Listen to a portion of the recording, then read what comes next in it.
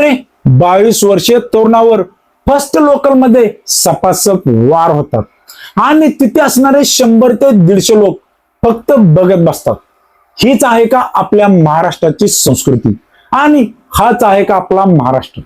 जवळ एक दोघे असते तर ठीक होतं, पुढे गेले नसते, पण 100च्या आसपास लोक असतील त्या डब्यामध्ये आणि तो डबा पण फर्स्ट क्लास डबा होता.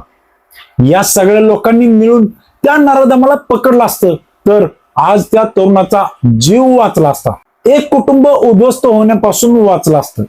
मुंबई लोकल जिथे रोज लाखो लोक प्रवास करतात, पण कल्पना करा एका क्षणाच्या रागामुळे भरधाव लोकल मध्ये एका 22 वर्षाच्या तरुणाचा जीव जातो. फक्त एका गेट वरून झालेला हा वाद आणि पुढच्या काही सेकंदात असं काही घडतं की ज्याने संपूर्ण महाराष्ट्र हादरला जातो. मंडळी, पावसाळा सुरू झाला की मुंबई लोकल मध्ये एक नियम अनेकदा पाळला जातो. मुसळधार पाऊस असेल तर काही प्रवासी दरवाजाजवळ उभे राहून गेट बंद करण्याचा प्रयत्न करतात, जेणेकरून पावसाचं पाणी आत येऊ नये म्हणून. पण याच कारणावरून 2 अनोळखी प्रवाशांमध्ये वाद सुरू झाला. सुरुवातीला हा वाद फक्त शाब्दिक वाद होता.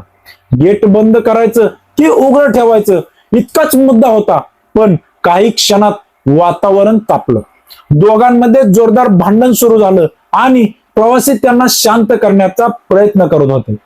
पण इथेच असं काही घडलं की सगळ्यांना धक्काच बसला.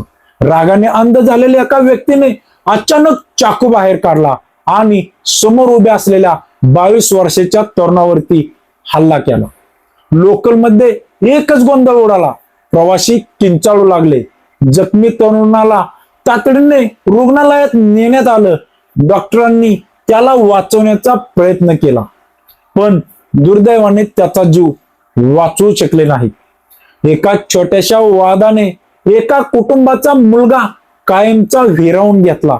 आज त्या आई वडिलांची काय अवस्था असेल याची कल्पनाही करता येत नाही. ही घटना सोशल मीडियावर व्हायरल होताच लोक संतापले.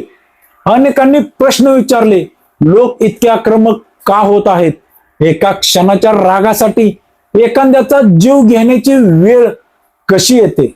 कारण हा फक्त एक गुन्हा नाही, तर समाजात वाढत चाललेल्या असहिष्णुतेचा आणि रागाचं गंभीर उदाहरण आहे. राग फक्त काही सेकंद टिकतो, पण त्या काही सेकंदात घेतलेला चुकीचा निर्णय अनेक आयुष्य उद्ध्वस्त करू शकतो. एका गेटवरून सुरू झालेला वाद एका तरुणाचा जीव घेऊन गेला आणि एका कुटुंबाचं आयुष्य कायमचं बदलून गेला. तुम्हाला काय वाटतं? अशा घटनांवर कठोर शिक्षा व्हायला हवी का?